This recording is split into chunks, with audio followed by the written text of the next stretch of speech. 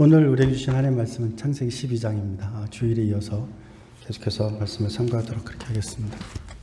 창세기 12장입니다. 1절 말씀부터 봅니다. 여호와께서 아브라함에게 이르시되 너는 너의 고향과 친척과 아버지를 떠나 내가 너에게 보여줄 땅으로 가라. 이렇게 이제 시작을 합니다. 그러면 이제 여호와는 이제 창조주 하나님이라고 함께 나눴습니다. 창조주 하나님께서 새로운 창조를 아브라함을 통해서 시작을 합니다. 시작할 때 실제로 하나님께서 이제 하란에서 부르잖아요, 그죠? 하란에서 아브라함을 부를 때 거길 떠난 거죠, 그죠? 우르에서부터 이미 떠난 거라고 볼 수 있습니다. 우르에서도 이미 자신들이 가지고 있었던 많은 어떤 친척들 혹은 무슨 관계되는 분들 그런 것들은 이제 떠난 거죠. 그 고향을 떠난 것입니다. 그리고 다시 이제 하란에서 또 떠납니다. 또 떠납니다. 이것을 통해서 알 수 있는 것은 하나님은 많은 다수를 주목해서 하나님의 역사를 이루시는 것이 아니라 하나님의 사람을 찾으셔서 하나님의 사람으로 일을 이루신다라는 사실을 알 수 있죠. 그죠? 그러므로 우리에게 중요한 것은 하나님에게 내가 픽업 되느냐입니다. 하나님이 나를 선택하셨느냐입니다. 그러므로 우리에게 있어서 정말로 중요한 것은 하나님이 나를 택하셨다라고 믿는 믿음이에요. 하나님이 나를 주목하셨다 라는 믿음입니다. 제가 꽃밭을 만들고 꽃밭에 씨앗을 뿌립니다. 뿌린 다음에는 계속 물을 줍니다. 물을 준 다음에는 계속 나오는 걸, 씨앗이 나오는 거를 보고요. 씨앗이 나오는 거를 본 다음에는 잡초들을 계속 제거해 줍니다. 사람도 자기에게 관심이 있으면 그 관심을 가진 그 생명체를 향해서 끊임없이 관심을 갖습니다. 그리고 잘 자랄 수 있도록 도와줍니다. 그래서 종국에는 그 뜻을 이루려고 합니다. 그러므로 하나님께서 만약에 우리를 선택하셨다면 우리를 그냥 두시지 않죠. 왜냐하면 하나님께서는 하나님의 사람이라는 것을 결정하셨기 때문입니다. 그러므로 하나님께서는 하나님의 사랑을 결정하셨을 때는 그 일들을 이루신다라는 것을 우리가 믿고 하나님께 모든 것을 맡길 수 있는 우리가 되어야 될 줄로 믿습니다.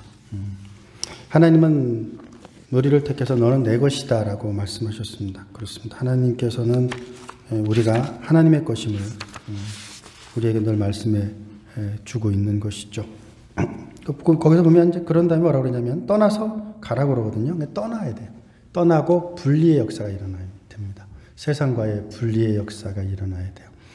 패러다임 시프트가 일어나야 되는데 여기에는 영적인 패러다임 시프트도 있어야 되고 지적인 패러다임 시프트도 있어야 됩니다. 무슨 얘기냐면 우르나 하란은 우상 도시예요. 우상을 섬기는 것입니다. 그러니까 이 아브라함은 계속해서 우상과 싸워요. 왜냐하면 그 진에 있잖아요. 오랫동안 우상을 섬겼기 때문에 그 진이 있다고요. 아버지는 우상 만드는 분이었거든요. 이게 대를 이어서 하지 않더라도 아버지가 무당이라면 자식이 영향을 받잖아요. 그죠? 어머님이 무당이라면 영향을 받잖아요. 그런 식으로 영적인 영향을 아브라함이 안 받았을 수가 없어요. 그러니까 계속 싸웁니다. 계속 싸워요. 자신의 자식을 바치라고 할 때도 우상과의 전쟁인 거죠. 왜냐하면 그 당시에 우상은 만몬을 믿는 자들은 자식을 바쳐서 인신 제사를 하는 그런 일들을 쉽게 저지릅니다. 지금 여러분들이 기억해 보시면 어린 시절에 우리도 불 위를 바짝바짝 뛰어 넘어가면서 했던 행동들이 있어요. 그러면서 뭘 생각하냐면 불을 뛰어넘으면서 나한테 있었던 모든 것들이 이제 불에 타버리는 그런 것을 기대하는 그런 마음으로 바짝바짝 뛰어넘는데 아카시아 같은 것을 태우면서 뛰어넘는데 이것도 어찌 보면 우상의 영향이죠. 우상 영향입니다. 그러니까 아브라함은 계속 이제 그런 우상과의 싸움, 영적인 패러다임의 변화, 전환이 필요한 거죠. 또 지식도 마찬가지입니다. 물질 중심의 삶을 살았을 거 아닙니까? 우르도 부자 도시고 하란도 부자 도시고 그리고 또 오래 살면서 가지고 있었던 많은 물질들도 있고 또 그 도시의 유지도 됐을 거 아니에요. 그런 어떤 것들로부터의 분리 또 떠남이 필요하다라는 것입니다. 근데 중요한 것은 떠나야 되고 그러기 위해선 분리되어야 됐던 것입니다. 내가 너로 큰 민족을 이루고 내게 복을 주어 내 이름을 창대하게 할 것이다 라고 말합니다. 로마서 4장 18절 말씀을 한번 보시겠습니까? 로마서 4장 18절 말씀에 보면 로마서 4장입니다.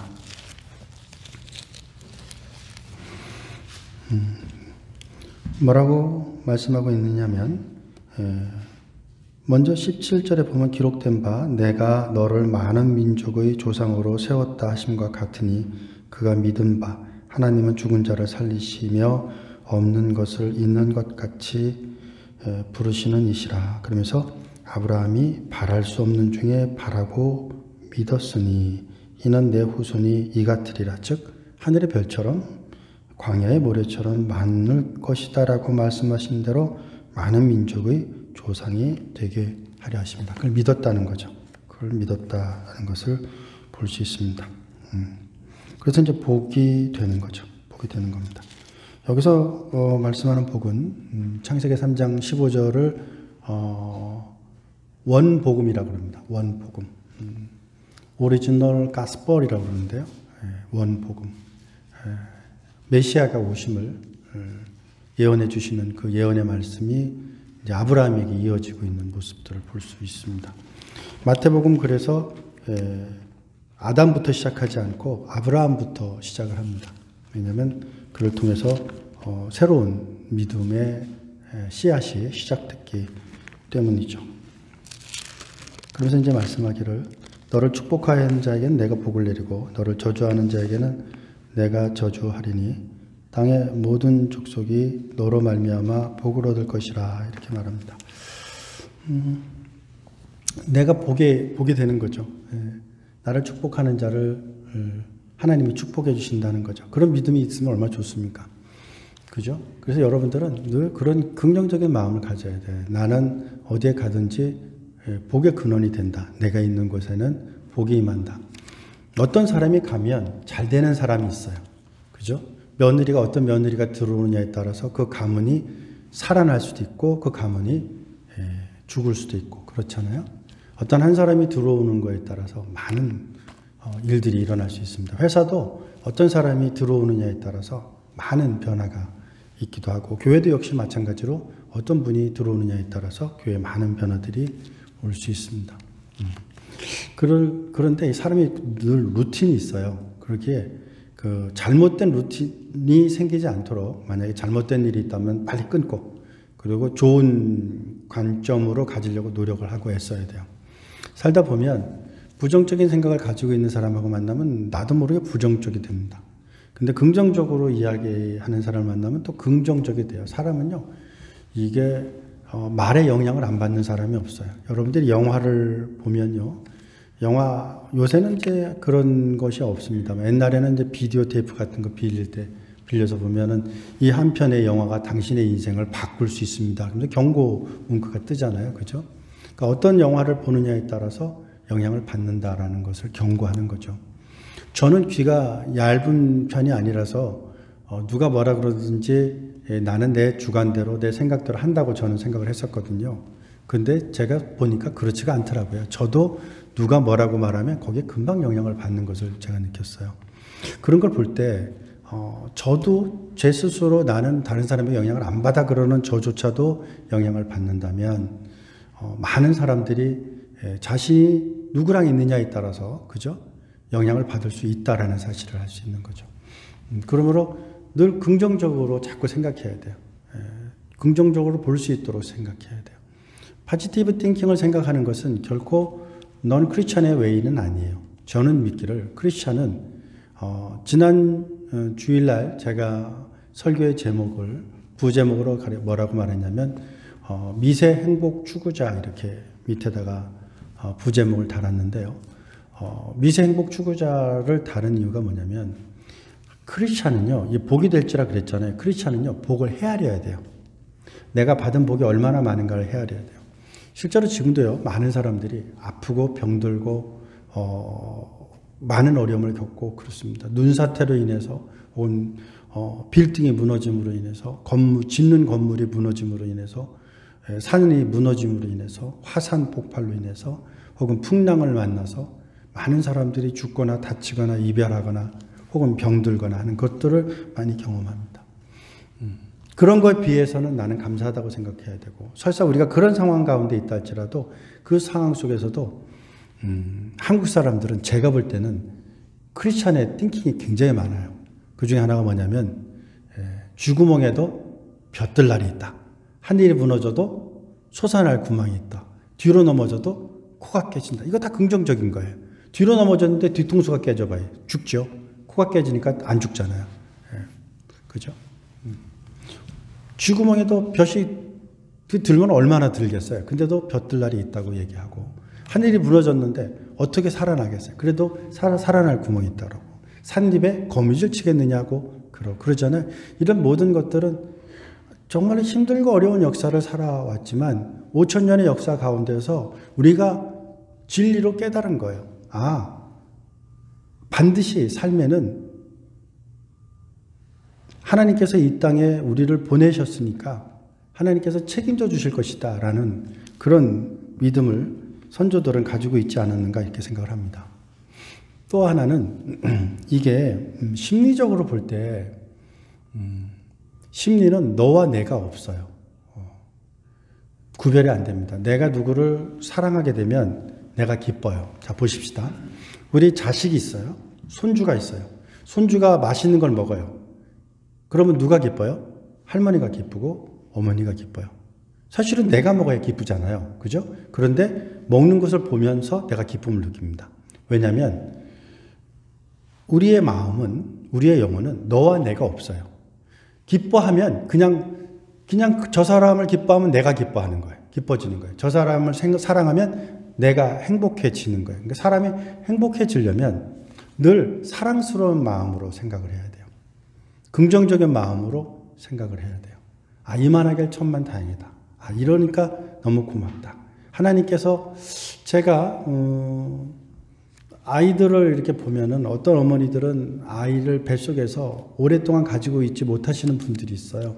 그리고서 이제 아기를 유산하게 되는 그런 경우들을 경험하게 되는데, 그때 두 가지의 방향이 나타나요. 어떤 사람은 아이 때문에 계속 평생 우울증에 걸리고 그것 때문에 힘들어하고 그것 때문에 내가 죄인이라고 생각하는 사람이 있는가 하면, 어떤 사람은 나한테 그런 기회를 주신 하나님 감사합니다. 그렇게 몇 주라도 몇 달이라도 나와 함께 시간을 가질 수 있도록 기회를 주신 하나님 감사합니다 하고 그 경험에 대해서 오히려 고마워하고 감사하고 기뻐합니다. 아이만 그런 게 아니에요. 부모님도 마찬가지예요. 생각해 보세요. 부모님이 여러분들이 생각할 때 100세에 돌아가시면 만족하실까요? 제가 볼 땐 그런 분 없습니다. 내가 죽을 때 부모님이 살아 계시기를 원할 정도로 부모님을 사랑하시는 분들이 많아요. 그러면 부모님의 입장에서는 어떻겠습니까? 부모님 입장에서는 반대겠죠. 그죠? 내가 먼저 가야 되는데 자식이 먼저 가면 슬프겠죠. 제가 말씀드리는 것은 사람은 만족이라는 것은 찾아야 있는 것이지 이게 주어지는 게 아니에요. 그러니까 하늘을 바라보고 별을 감사하고 별을 주신 하나님을 감사할 때 달을 주시고 달을 주신 하나님을 감사할 때 해를 주시고, 그죠? 그렇게 하나님께서 은혜를 주신다고 말씀하셨으니까 우리가 삶을 살아나가면서 늘 감사한 마음을 가지셔야 돼요. 볼 수 있는 것이 감사고, 들을 수 있는 것이 감사고, 먹을 수 있는 것이 감사고. 주일날 제가 애리조나에 있었을 때 섬겼던 교회의 장로님에 대한 간증을 한 적이 있죠. 폐암 걸렸었다가 하나님이 치료해 주셔서 폐암에서 나으셨다는 간증을 했는데요. 이분은 파킨슨스 걸리셔가지고 식사를 못 하세요. 그래서 튜브로 먹을 것을 이제 하는데, 튜브에 뭐 햄버거를 집어넣을 수는 없어요. 그죠? 튜브에 뭐 소고기를 집어넣을 수는 없습니다.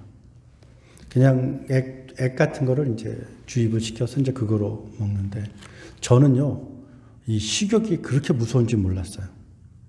이분은 자면서도 자꾸 뭐를 잡아서 먹으려고 그래요. 그리고 식사할 때 옆에 있으면 자신도 모르게 손이 가요. 먹으면 목에 걸리면 돌아가시거든요.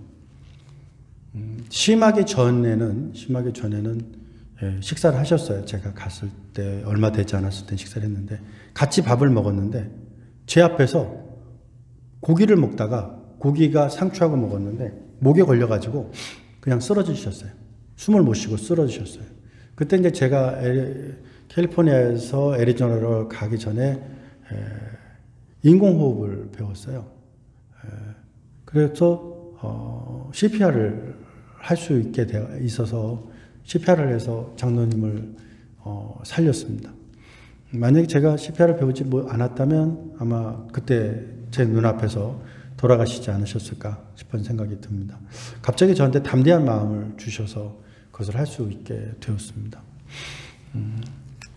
근데 그분을 통해서 이제 제가 배운 것들이 많은데, 그 중에 하나가 뭐냐면, 먹을 수 있는 것이 얼마나 복인가, 이런 것들을 또 그분을 통해서 배웠어요. 그러니까 여러분들, 우리가 이렇게 보면 먹을 수 있는 것, 맛을 느낄 수 있는 것, 얼마나 많은 행복하고 감사할 일들이 많은지요. 그러니까 우리는 미세 행복 추구자예요. 작은 것에도 감사하고 기뻐하고 즐거워해야 돼요. 근데 요새는 초미세 행복 추구자라고 그런데요. 아주 디테일하게 작은 것도 감사하고 기뻐하고 즐거워해야 돼요.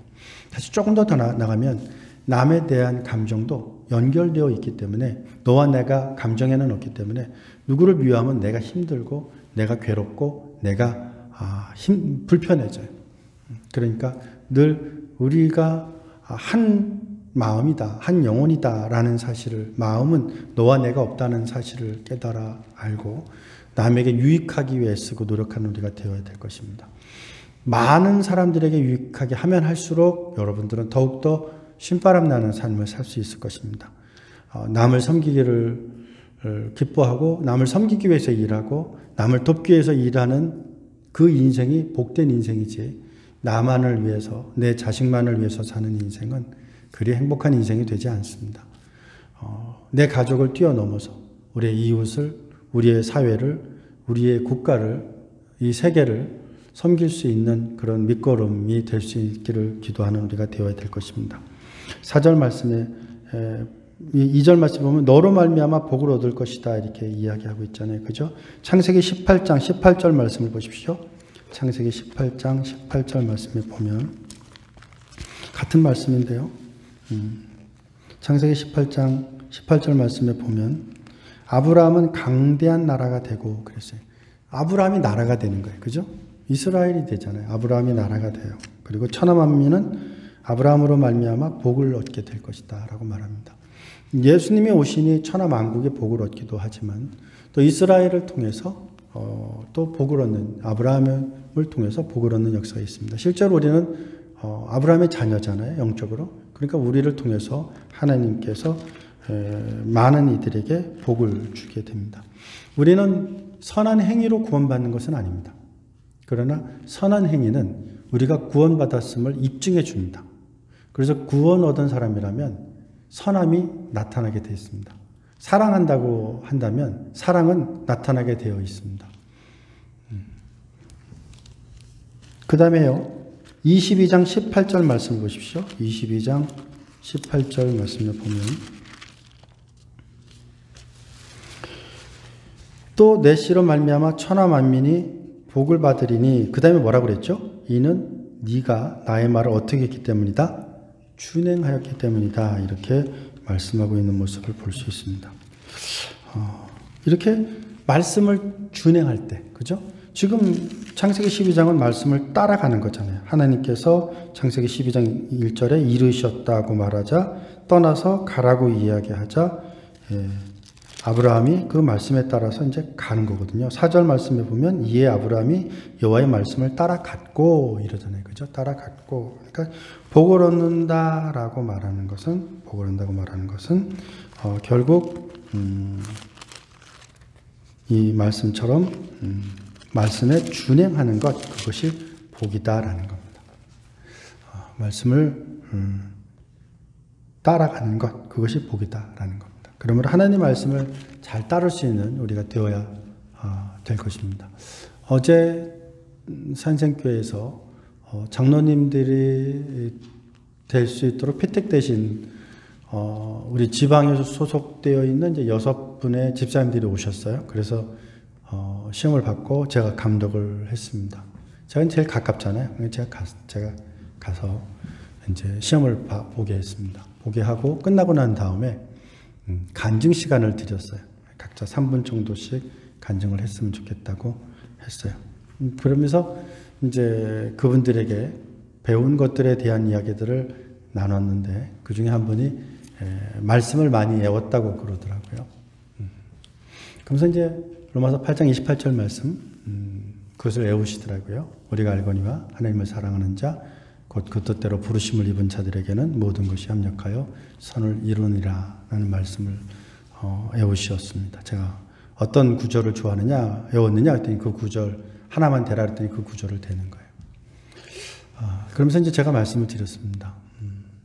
말씀을 늘 묵상하십시오. 그 말씀을 에브리데이 묵상하십시오. 그 말씀을 순간순간 묵상하십시오. 그럼 그 말씀이 집사님을 살릴 것입니다. 라고 말씀드렸습니다. 여러분들을 살리는 말씀이 무엇입니까? 여러분들 살리는 그 말씀을 한 절만이라도 기억하십시오. 외우십시오. 그리고 그 말씀을 날마다 순간마다 묵상하십시오. 그러면 그 말씀이 여러분들을 살리는 역사가 있을 줄로 믿습니다. 자, 4절 봅니다. 이에 아브라함이 여호와의 말씀을 따라갔고, 그러니까 아브라함이 누구의 말씀을 따라갔냐면 여호와의 말씀을 따라갔어요. 여호와의 말씀을 따라, 친구 따라 강남 간 게 아니고 하나님 말씀에 따라 갔어요. 하나님 말씀에 따라 갔어요.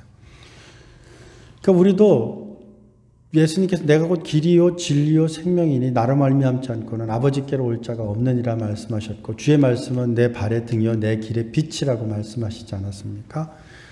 청년이 무엇으로 깨끗게 하려 하나님의 말씀에 따라 삼가 행할지어다 라고 말씀하시지 않았습니까? 그러므로 늘 우리가 말씀을 묵상하고 말씀을 따라가고 말씀대로 준행하는 일들을 우리가 소망해야 될 것입니다. 근데 그때 롯도 그와 함께 갔습니다. 롯도 그와 함께 갔어요. 롯은 데라의 아들 중에 있었던 손자죠. 그죠? 손자입니다. 손자인데 아브라함에게는 조카입니다. 조카인데 이 창세기 11장 28절에 보면 하란은 그의 아비 데라보다 먼저 죽었고 고향 갈대아인 우르에서 죽었더라. 아브라함과 나홀이 장가들었으니 이렇게 쭉 나오죠. 그러면서 이제 이 하란이 27절에 보면 롯을 낳았다 이렇게 말하고 있습니다. 11장 27절에 보면 롯을 낳았어요. 그죠? 그 롯을 낳고 죽은 모양입니다. 죽은 모양. 그런데 그 조카 롯을 데리고 갑니다. 창세기 이제 그 13장에 보면 아브람과 이제 롯이 서로 헤어지는 모습들을 보게 됩니다. 같이 갔지만 결국에는 헤어집니다. 왜냐하면 하나님께서는 아브라함을 통해서 역사하시고자 하셨던 거거든요. 사라를 통해서 역사하시려고 하시는 거거든요. 사람은 꼭 자기 생각을 둡니다. 자기 생각을 둬요.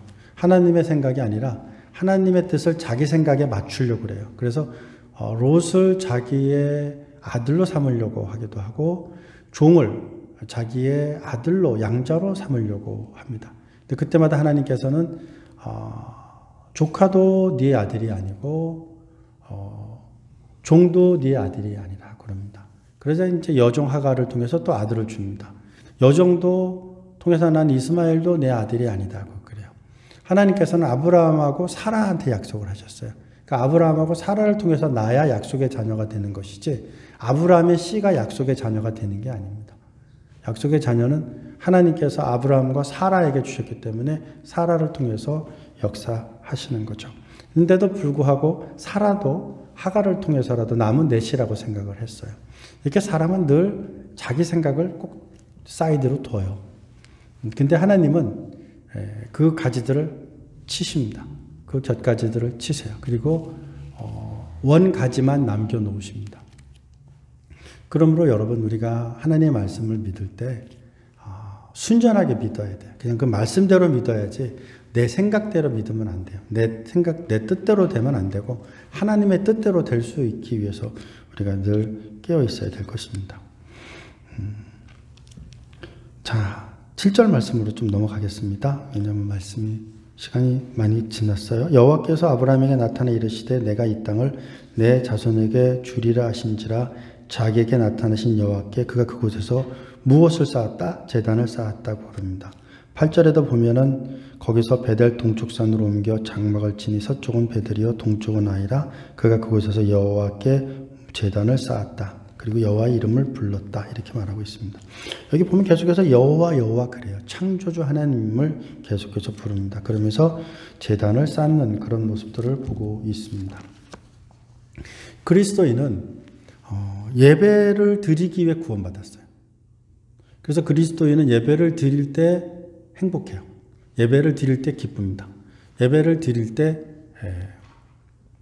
진정한 만족을 경험합니다. 저희들이 이제 온라인 예배로 또 이제 같이 예배를 드립니다. 저는 온라인 예배를 드리는 분도 축복합니다.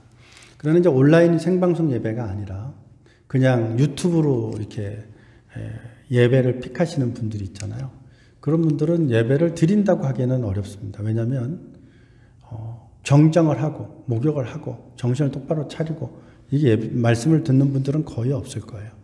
그냥 커피 마시면서 혹은 자세는 흐트러진 채로 이 말씀 보다가 마음에 안 들면 저 말씀하고 저 말씀 읽다 마음에 안 들면 요 말씀하고 그리고 한 예배에 집중하지도 못해요. 계속해서 옮기다가 결국은 끝내는 경우가 많습니다. 그리고서도 시간 다 됐으면 예배 드렸다 이렇게 말합니다. 그게 진정한 의미의 예배일까요? 하나님이 그런 예배를 기뻐 받으실까요? 그런 예배가 진정한 의미의 예배일까요? 그렇지 않습니다. 예배는 헌신이 따릅니다. 시간을 투자해야 돼요. 이렇게 집사님 혹은 장로님 혹은 권사님 여러분들이 오실 때 그냥 오시지 않았습니다. 교통 트래픽을 뚫고 그죠? 시간들을 투자해 가면서 오셨습니다. 그리고 이렇게 예배를 드릴 때 이렇게 집중하잖아요. 그죠? 버리지 않습니다. 지금 예배를 드리다가 예를 들면 화장실을 10번 왔다 갔다 합니까? 커피를 타갖고 다시 오십니까? 그렇지 않잖아요. 예배를 드릴 때는 그냥 예배만 계속 드립니다. 그러니 예배를 드린다는 게 얼마나 중요한지 몰라요. 우리는 예배를 드리기 위해서 나와야 예배를 드릴 수가 있지. 편안한 상태로서 예배를 드릴 수 있는 그런 존재가 되지 못합니다. 그러기에 어떻게 보면 예배를 드리기 위해 나오는 것이 진정한 예배를 드리기 위한 우리의 헌신이고 노력이다라는 것을 알 수가 있죠. 신명기 6장 5절 말씀에 보면 이스라엘아 들으라. 우리 하나님 여호와는 오직 유일한 여호와시니 너는 마음을 다하고 뜻을 다하고 힘을 다하여 내 하나님 여호와를 사랑하라 그랬어요. 예배하라는 거죠. 그러니까 힘을 다해야 돼요. 뜻을 다해야 돼요. 정성을 다해야 돼요. 온라인으로 예배 드리는 우리 가족들을 축복하고 우리 예배자들을 축복합니다. 또 이렇게 함께 예배하는 우리 예배자들을 축복합니다.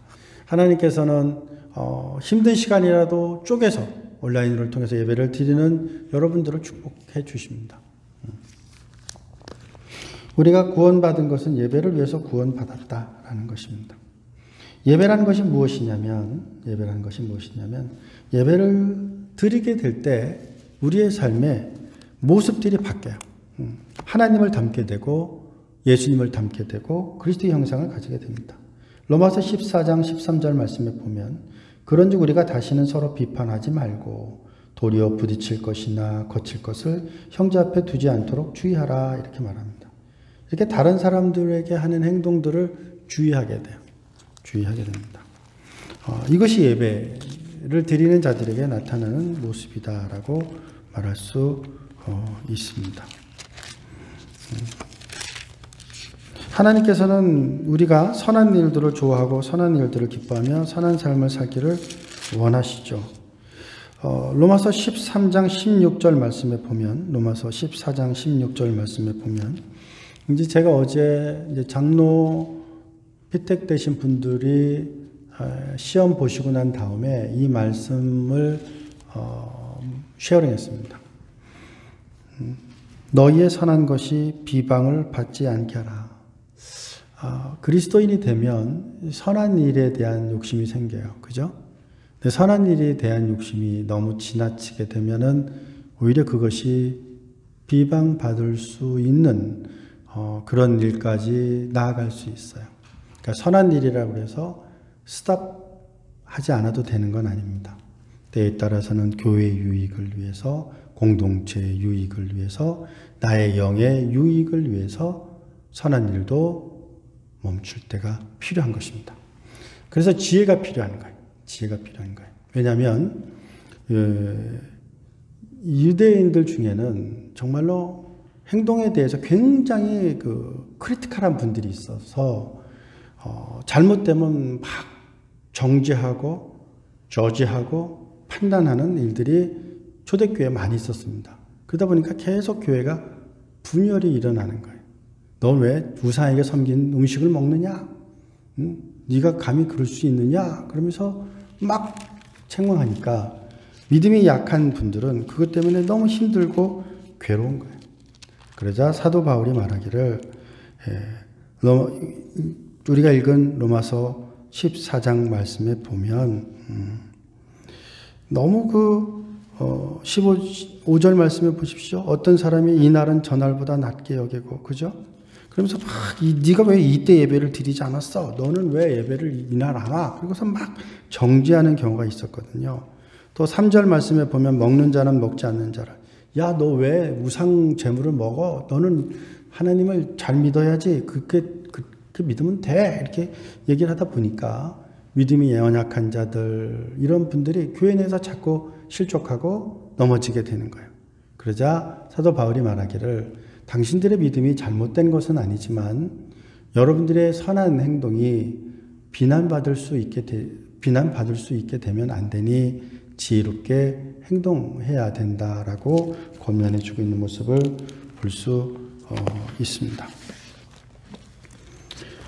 실제로 우리의 삶에는 하나님의 모습대로 살기 위해 애쓰고 노력하는 모습들이 많이 필요합니다.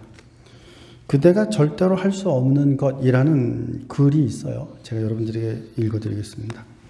엉겅퀴를 심고 장미를 기대하는 것, 공포를 심고 용기를 기대하는 것, 게으름을 심고 영예를 기다리는 것, 잔인함을 심고 인내를 기다리는 것, 파괴함을 심고 건설을 기다리는 것, 경쟁함을 심고 화합을 기대하는 것, 탐욕을 심고 풍요를 기다리는 것, 성경을 게으리 읽으면서 생애의 안내를 구하는 것, 꼴불견을 심고 단정을 기대하는 것, 방종한 언어를 심으며 공손한 대꾸를 상대로부터 기대하는 것, 나쁜 습관을 심은 후에 선한 성격을 기대하는 것, 조급함을 심고 인내와 정중을 기대하는 것, 부정한 거래를 심은 후 끝없이 성공을 바라는 것, 질투와 증오를 심은 후에 신의와 사랑을 거두려 하는 것, 상대에게 멸시를 심은 후에 그로부터 존경을 기대하는 것, 심술된 동기를 심은 후 선한 결실을 거두려 하는 것, 자신의 배은망덕을 심은 후 다른 이로부터 충성을 기대하는 것, 죄악을 심은 후에 그 결과를 살짝 피하려 하는 것, 이것은 절대로 할 수 없다라고 말하고 있습니다. 계속해서 봅니다. 또한 이 예배를 드리게 되면 이렇게 다른 사람에 대해 선한 일들을 하는 일들이 늘어나기도 하지만 자신도 바뀌어요. 자신의 내향적인 모습들도 바뀝니다. 에베소서 5장 8절부터 10절까지 말씀에 보면 너희가 전에는 어둠이더니 이제는 주 안에서 빛이라. 빛의 자녀들처럼 행하라. 빛의 열매는 모든 착함과 의로움과 진실함에 있느니라. 주를 기쁘시게 할 것이 무엇인가 시험하여 보라.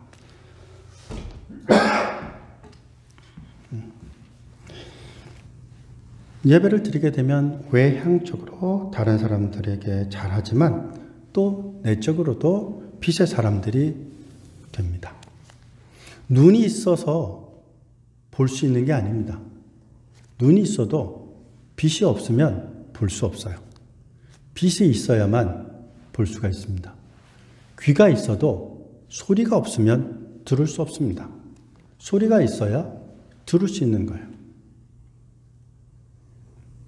그러므로 빛 대신 주님, 소리 대신 하나님의 말씀, 우리가 보고 들을 수 있고 빛을 통해서, 소리를 통해서 진정한 빛과 진정한 소리를 들을 수 있는 우리가 되어야 될 것입니다. 그러기 위한 기준은 내가 하는 이 행동이 주를 기쁘시게 할 것인가, 내가 하는 생각, 내가 하는 행동이 하나님께 영광을 돌리는 것인가 아닌가를 생각해 보고 하나님께서 기쁘시게 할 것을 무엇인지 생각해 보아야 될 것입니다. 세 번째로는 외부적인 것도 바뀌고 내부적인 것도 바뀌지만 위로도 바뀌어요. 하나님에 대한 태도가 예배를 드림으로 바뀝니다. 히브리서 13장 15절부터 16절 말씀에 보면 그러므로 우리가 예수로 말미암아 항상 찬송의 제사를 하나님께 드리자. 이는 그 이름을 증언하는 입술의 열매니라. 오직 선을 행함과 서로 나누어 주기를 잊지 말라. 하나님은 이 같은 제사를 기뻐하시느니라 그럽니다.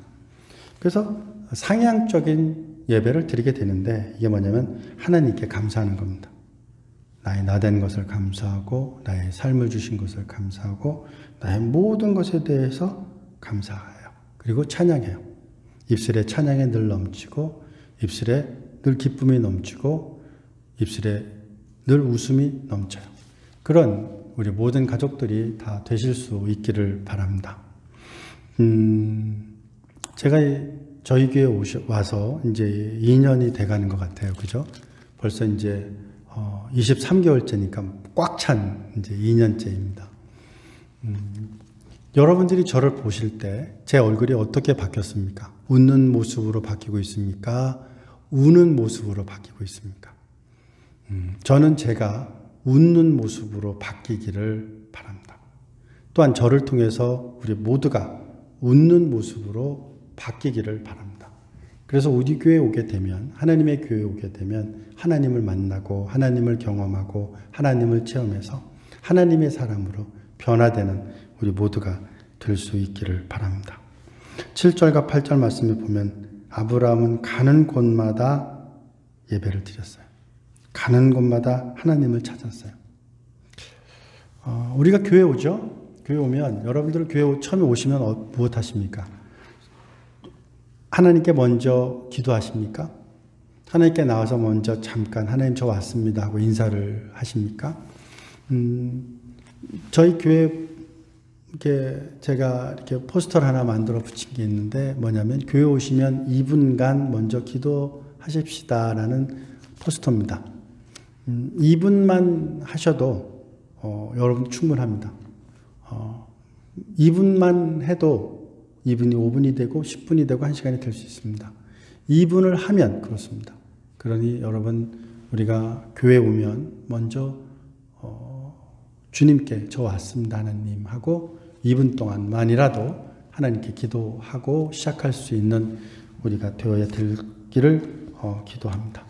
기도하시겠습니다. 아버지 하나님 감사합니다. 하나님께서 우리를 예배자로 부르셨고 예배를 드리기 위해 우리를 구원해 주셨음을 감사를 드립니다.